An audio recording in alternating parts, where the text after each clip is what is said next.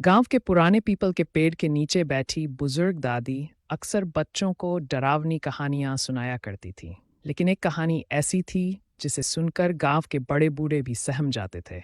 सुगाहन चुड़ैल की कहानी। शुभा की शादी गांव में शुभा नाम की एक नवविवाहित लड़की थी। उसकी शादी बड़े धूमधाम से हुई थी और वह अपने पति रमेश के साथ बहुत खुश थी।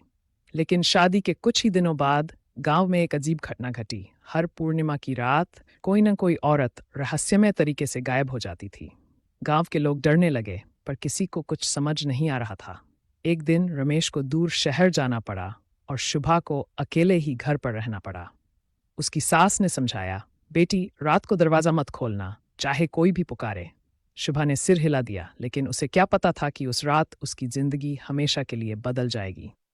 रात का रहस्य। आधी रात को दरवाजे पर किसी ने दस्तक दी।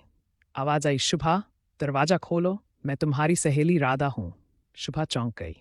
राधा तो पास के गांव में रहती थी, वह इतनी रात का यहाँ कैसे आ सकती है? लेकिन आवाज जानी पहचानी थी, तो उसने धीरे धीरे दरवाजा खोल दिया। जैसे ही दरवाजा खुला, एक काली परछाई तेजी से अंदर घुसी। वह कोई और नहीं बल्कि सुगाहन चुड़ैल थी। उसका चेहरा जुर्रीदार था, लाल आंखें जल रही थी और लंबे नुकीले दांत बाहर निकले हुए थे। वह चुड़ैल सिर्फ उन्हीं नवविवाहित औरतों को निशाना बनाती थी जो अपने पति की लंबी उम्र की कामना करती थीं, क्योंकि वह खुद अपने पति की मौत के बाद चुड़ैल बन गई थी और अब हर सुहागन से उसकी मांग का सिंदूर छीनना चाहती थी। शुभा की सूझबूझ। शुभा ने तुरंत एक जलता हुआ दीपक उठा लिया और चुड़ैल के सामने कर दिया। आग देखकर चुड़ैल चीखने लगी और पीछे हटने लगी। तभी शुभा ने अपनी सास की बताई हुई बात याद की। अगर कभी